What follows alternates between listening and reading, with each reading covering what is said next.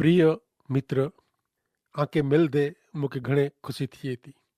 आंजा कागर पत्र याद ॾियारीअ था कि पाण विच जो संपर्क એટલે કે पाण विच जो संबंध जीवंत आहे।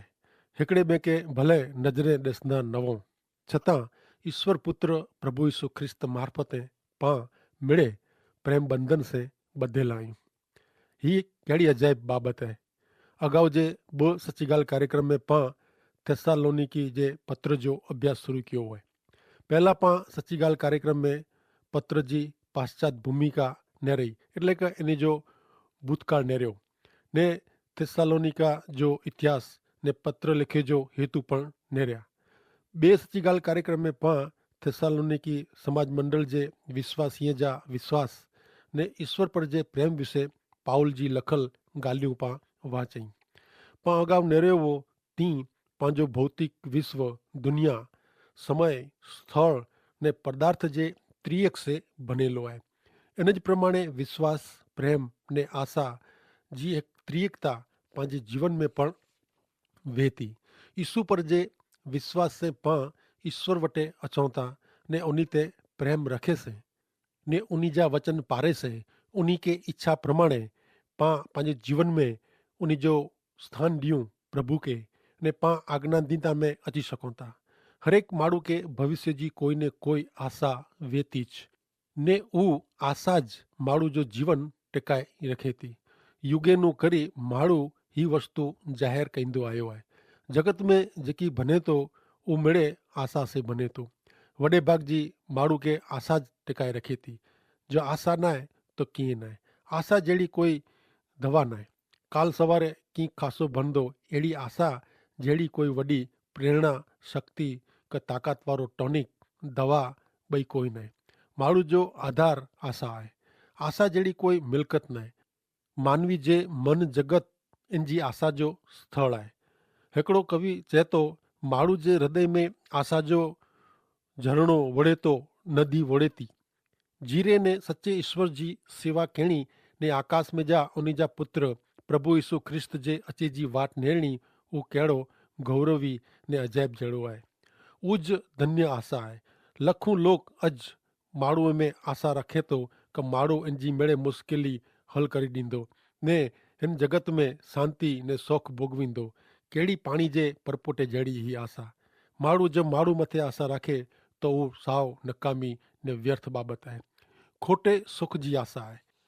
ईश्वर माण्हू जे पाप जे कारणे इनके स्वर्ग जी धरती में जा ॿारहं कढी विधो ने त्यारनू अॼु સુધી ॿारहं रहीने उहो पृथ्वी ते स्वर्ग बनाए जी कोशिश करी रहियो आहे। हज़ारों वरेनू यीशु ख्रिस्त जो समाज मंडल मंदो हो कि उहो ईश्वर जो राज्य स्थापींदो ने स्थापी रहियो आहे, पण अहिड़ो बने नथो ने अहिड़ो आहे पण न। ईश्वर सदा काल ला माण्हू खे पाप में रखियला मंगे नथा। तंहिं लाइ पाण उन जो आभार मञियो खपे। हरेक युग वैश्विक कटोकटी में अचे थो, तॾहिं चए थो असीं कोई न कोई रस्तो कढीबो। हिकिड़ा महान तत्वचिंतक चयो कि आऊं उथल पाथल जे टाइम में जीवां थो। मुंहिंजी आशा ईश्वर में आहे। अॼु पंहिंजी आशा किथे आहे ने कुरे में आहे। मूंखे त नथो लॻे कि पृथ्वी पर जो कोई माण्हू का जूथ का टोरो हिन दुनिया जा सवाल उकली सघंदो। हिन विश्व जो राजदंड ता प्रभु यीशु ख्रिस्त जे खिले से विंदायल हथ में आहे ने टाइम अचींदे यीशु ख्रिस्त मिड़े पंहिंजे हथ में रखंदा। आउं हिकिड़ी ॻाल्हि ॼाणा थो, जेको ईश्वर ते प्रेम रखे था, जेको ईश्वर जा आनंद कालीन ने पवित्र हितू माते तिड़ायल आहिनि, उन लाइ त सरवारे मिड़े फ़ाइदेकारक आहे। संत पाउल विश्वासी जीवन जे त्रेकाल जहिड़ा विश्वास प्रेम ने आशा के हिकिड़े तार में वणी गने थो। विश्वासी जो कम यीशु ख्रिस्त जे क्रूस ते नज़र रखीने पंहिंजे जीवन में ख़ासा फल निपजाइजो वे थो। प्रेम जो परिश्रम वर्तमान आधारित आहे। उहो ईश्वर जो बालक में यीशु ख्रिस्त जी सेवा करेला चालक बर पूरो पाड़े थो। मजबूत पक्की सच्ची आशा भविष्य में नेरे थो। विश्वासी जीवन जा कृपादान सद्गुण जी कहिड़ी त्रियकता आहे। हरेक विश्वासी जो उहो जीवंत वृत्तांत हुअणो खपे। थेसालोनिकी समाज मंडल जो उहो जीवंत वृत्तांत हो ने आशा रखो કે पंहिंजो पण उहो ज जीवन वृतांत बनी सके। हाणे अॻियां वधंदे संत पाउल हिकिड़ो ॿियो महान सत्य जणाए थो। नेरियो पहिलो थिसालोनिकी खे लखल संत पाउल जो पत्र, तंहिंजो पहिलो अध्याय ने चौथी कलम पां सुणो। हिते लिखल आहे कि ईश्वर आके ओळखे था ने उन्ही जा लोक थियला उन्ही आके पसंदि कयो आहियूं। उन ॻाल्हि जी असांखे ख़बर आहे। ईश्वर आके ओळखे था ने उन्ही जा लोक थियला उन्ही आके पसंदि कयो आहियूं। उन ॻाल्हि जी असांखे ख़बर आहे। परिवार पसंदि कयो आहे, अहिड़ा शब्द पां नेरियूं था।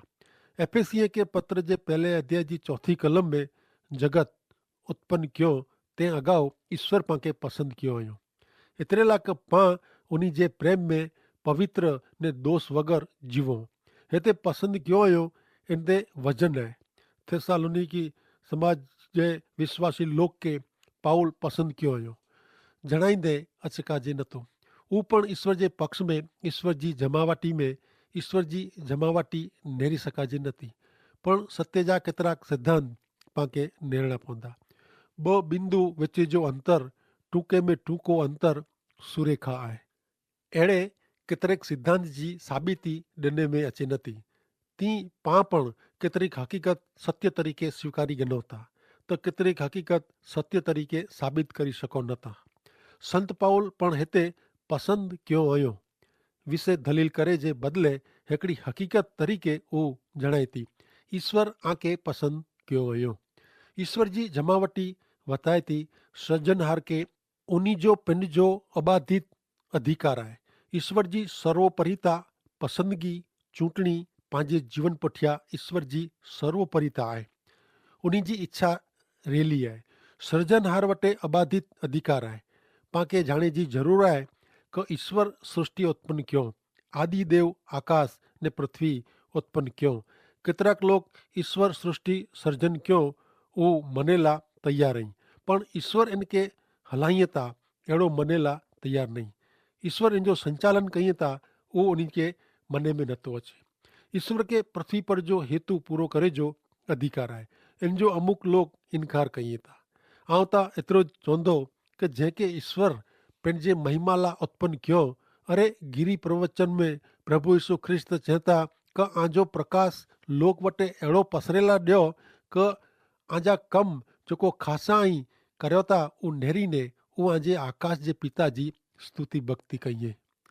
आंजे ख़ासे कम से आंजो महिमा स्तुति थिए अहिड़ो यीशु ख्रिस्त चयो न हुयो।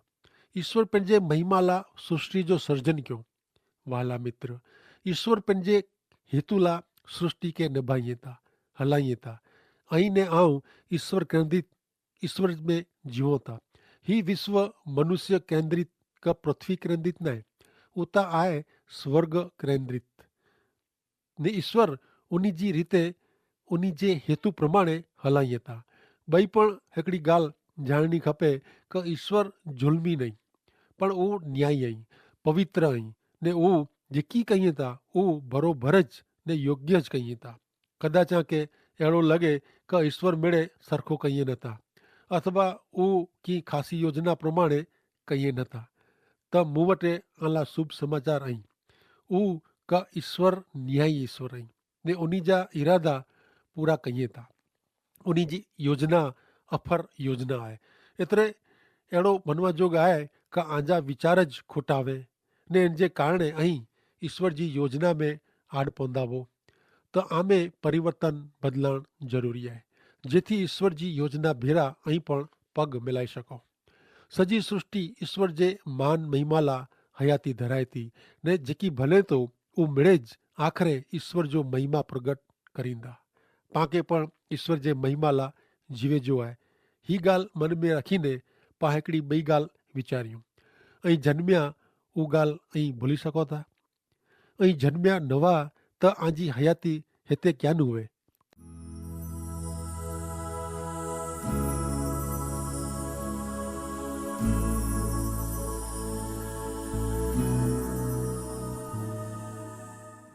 ईश्वर मूंखे पुछियो न कि तोखे जन्म गिणणो आहे। अरे आउं वो ज किथे कि उहो मूंखे पुछे। ईश्वर ज पहिला उहो वीचारियो ने उज मुंहिंजी हयाती जो मूल कारण आहे। वरी मूंखे नर क नारी तरीक़े जन्म गिणणो उहो पण मुंहिंजी पसंदगी न हुई। ने हिन जे ॾींहुं क इन जे युग में मुंहिंजो जन्म थिए उहो पण मुंहिंजी पसंदगी न हुई। मुंहिंजा माता पिता खे पण हिन पसंदगी विषय पुछे में आयो न हो। माँ बाप ईश्वर भक्त हूंदा क पैसे वारा हूंदा इन में पण मूंखे पुछे में आयो न हो। ख़ासा हूंदा क ख़राबु हूंदा उहो पण मूंखे पुछियो न हो क चयो न हो। ॿ जा हिकिड़ो पण न। ही सृष्टि ईश्वर जी आहे। ईश्वर इनखे पंहिंजी मर्ज़ी प्रमाणे हलाइनि था। आके गमे क न गमे। ईश्वर जी इच्छा वग़ैरह कंहिंखे पण पसंदि करे में अचे नथा क कंहिंखे नकारे में पण अचे नथा। प्रसिद्ध संत पाउल रोमन खे लखल पत्र जे 9वें अध्याय जी 14वीं कलम में लिखे था क त पां कहिड़ो अनुमान कयूं, कोरो ईश्वर अन्यायी आई कॾहिं पण न। त पां कोरो करीबो, कोरो ईश्वर अन्यायी आई ने पंहिंजे नकार में जवाबु ॾींदे संत पाउल चए था ईश्वर अहिड़ो थेला न ॾियो। पांखे फिरी पाछा उन जे स्थाने अची वञणो खपे क जानू पांखे भान थिए क पां साव जरा जेतिरा प्राणी मात्र आहियूं ने हू पण पाछा पापी थियल प्राणी जेकी पंहिंजे ज़माने में अहिड़ो चवणो लोकप्रिय न आहे। पां हिकिड़े ॿिए खे छापासी ॾेई न चऊं था ओहो ऐं तव्हां कहिड़ा ख़ासा रूपारा आहियो, अहिड़ो चइजी पंहिंजी टेव थी वई आहे। एतिरे पां प्रेम जा गिलास भरी भरी ने हिकिड़े ॿिए खे पीरायूं था ने ॾियूं था। खाधे पीते जा पंहिंजा उत्सव हमेशह कोई व्यक्ति जा वखाण करेला उजवाजनि था। माण्हू पिन अहिड़ो मेड़े करे थो कारण पां महान आहियूं अहिड़ो पां हिकिड़े ॿिए खे सेखारियूं था, प्रोत्साहन ॾियूं था ने प्रोत्साहन ॾियणो पए थो। हक़ीक़त में पां ईश्वर साम्हूं ईश्वर जी इच्छा विरुद्ध थिया आहियूं। थिस्सलुनीकी शहर जा लोग संत पाउल खे कोरो चवनि था। उहो ॿीहर सुणो कलम 4। ईश्वर आंखे ओळखे था ने उन्ही जा लोग थियला आंखे पसंदि कयो हुयो। कदाच आंखे ही वचन नहीं गमे पर हक़ीक़त अहिड़ी ज बने थी। ईश्वर सर्वोपरि आई ने सृष्टि खे हलाइनि था। पंहिंजी भलाई उहो आहे क ईश्वर विरुद्ध रैली कढे जे बदिले ईश्वर विरुद्ध थिए जे बदिले ईश्वर वटि नमी वञो ने उन्ही जो आभार मनो। एतिरे लाइ क पंहिंजी हयाती ईश्वर जे कारणे ज आहे। हिकिड़े स्वतंत्र पृथ्वीवासी तरीक़े ईश्वर आंखे मुक्त पसंदगी जो अधिकार ॾिनो हुयो। ईश्वर जो आमंत्रण अञा चालू आहे। योहान अनुसार शुभ संदेश जे 7वें अध्याय जी 37वीं कलम में चए था क परब जो छिलो ॾींहुं घणे महत्व जो लिखांदो हो।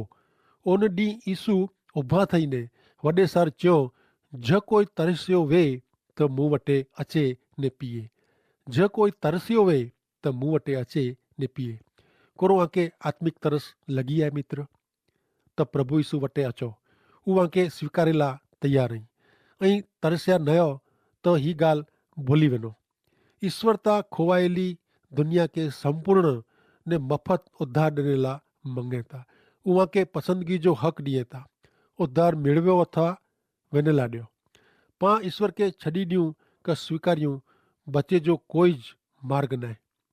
हाणे नेरियूं पृथ्वी जी महान कलम पहलो थिस्सलुनीकी समाज मंडल के पत्र पहलो अध्याय ने 5वीं कलम में कारण असीं आ वटे फक्त शब्द में ज न पण सामर्थ्य पवित्र आत्मा ने पूरी खातरी से शुभ संदेश खणी आया वाह। असीं आ बेरा वाह तॾहिं कहिड़ो जीवन जीविया उहो ई जाणो था ने उता आजी भलाई ला वो। संत पाउल उन्ही खे चए थो क जॾहिं हू उन्ही में रहियो हो उन्ही भीरो हो तॾहिं हू फक्त मिट्टी जो मानव मिट्टी जी जिब वारो नबुरो माण्हू हो। पण हू ईश्वर जा वचन जेको उन्ही वटि खणी आयो हू फक्त शब्द में आया न पण शक्ति ने पवित्र आत्मा से आया। ही हक़ीक़त मुंहिंजे कम खे घणे वॾो बनाए ॾिए थी। एतिरे लाइ क मुंहिंजे हथ जा वचन मात्र शब्द आहिनि पण पवित्र आत्मा उन वचन जो उपयोग कईए था तॾहिं हू शक्ति वारा बने था। हिते असां वटि अचे था कागर पत्र उहो उन ॻाल्हि जी साक्षी पूरीअ था त हिकिड़े कागर में हिकिड़ा भेण लिखे था कि जॾहिं हू रेडियो कार्यक्रम सुणण लाइ रेडियो चालू करींदा हुआ तॾहिं लगातार अधु कलाकु उन जा पति ॿुलदल खे गारियूं ॾींदा हुआ। उहो भेण त कार्यक्रम सुणंदा ज हुआ ने सुणंदा ज रहिया। हिकिड़ो ॾींहुं ही भेण ही कार्यक्रम सुणेला रेडियो चालू करे जो भुली विया ने उन्ही जा पति यादि आया ने यादि करायो ने उन ही कार्यक्रम सुयो। छेवटे हिकिड़ो ॾींहुं उन जो पति पण रेडियो वटि घुटणीअ पियो नमी वियो ने प्रभु यीशु ख्रिस्त खे पंहिंजा मुक्तिदाता तरीक़े स्वीकारे।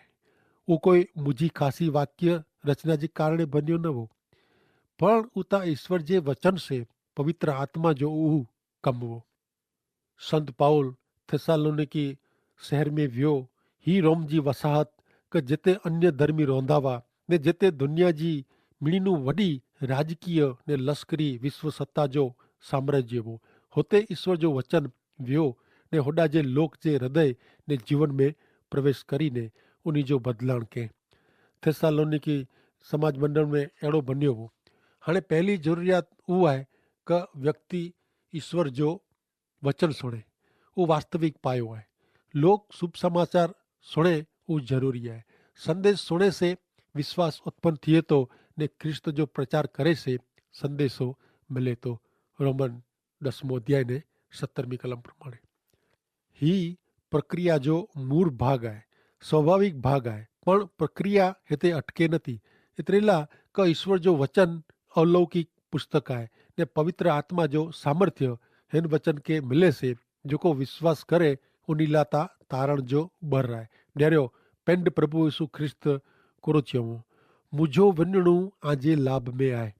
जो आऊं विना तो इनके एतिरे कि संबोधक पवित्र आत्मा के आऊं वटि हलाईंदो।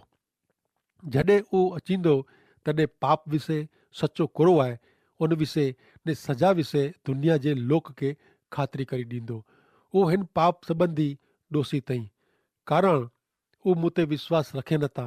सचो कुरो आहे इन विषय कारण आऊं पिता वटि विना थो ने ऐं मूंखे कॾहिं नेरींदा न। सजा विषय कदाच हिन दुनिया जो शासनकर्ता सजा पात्र ठही वियो आहे। योहान 16 अध्याय ने 17 ते 21 प्रमाणे ही संबोधक पवित्र आत्मा के पामे अचेला ॾियूं ईश्वर के मिणी के शांति ॾिनेला मंगे था ने उहा शांति कॾहिं अचे। मित्र, ईश्वर पवित्र आत्मा वगैर माण्हू खे शांति नहीं मिले कारण प्रभु यीशु पिंड चयो कि आऊं विना त उहो आजे लाभ में आहे।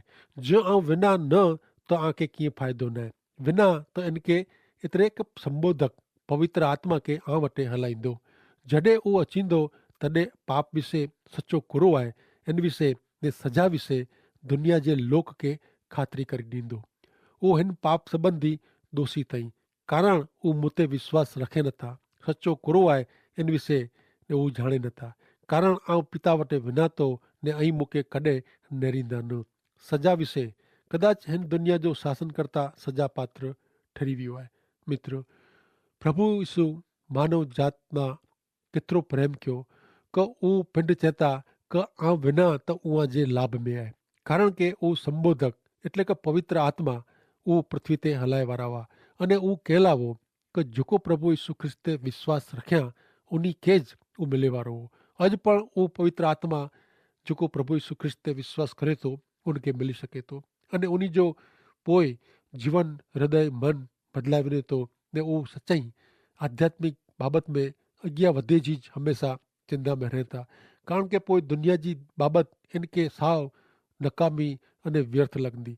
इन जो कारण उहो आहे कि उहो इनू ऊचो आनंद आहे शांति आहे उहो इनके मिली वई आहे ने उहो किथे मिले जॾहिं पवित्र आत्मा माण्हू जे हृदय में अचे थो तॾहिं तंहिं लाइ प्रभु यीशु ख्रिस्त चए था कि आऊं विना उहा जे लाभ में आहे कारण कि आऊं वेंदुसि त पवित्र आत्मा आऊं वटि हलाईंदो। मित्र, अञा पण माण्हू जे जीवन में जेको समय मिले थो उहो इन जी हिकिड़ी तक आहे कि उहो सत्य ॼाणे सत्य खे ओळखे। एतिरो ज न पण प्रभु यीशु ख्रिस्त तां एतिरो चयो हुयो कि ऐं मुंहिंजो अनुभव करियो। मित्र, ही कहिड़ी अजाइब जहिड़ी बाबत आहे कि अनुभव करियो ने पोइ मूंखे चइजा कि मुंहिंजो स्वीकार कहिड़ो की न कहिड़ो।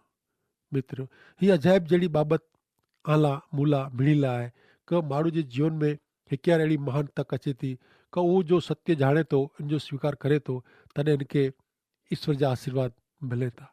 ईश्वर अॼु पण हथ पसारीने दुनिया जी हर हिकु व्यक्ति खे आमंत्रण ॾींदे चवनि था कि ओ पाप ने बोझ से दबायला अहीं मेड़े मूं वटि अचो अवां खे आराम शांति ने विश्राम ॾींदो।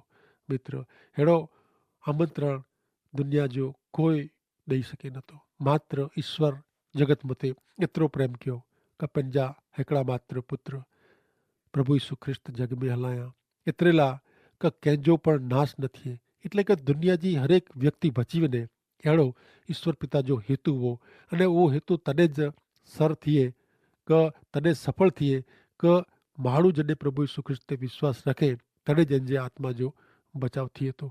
एतिरो महान प्रेम ईश्वर पिता दुनिया जी हरेक व्यक्ति खे કરી રહ્યા આहीं ने अॼु पण उहो पाण आमंत्रण ॾेई रहिया आहीं। અહીં मूं वटि अचो कि अव्हां खे आराम ने शांति ॾियां। અને તે માટે ઈશ્વર પિતા કે આશીષ ॾियो। आमीन।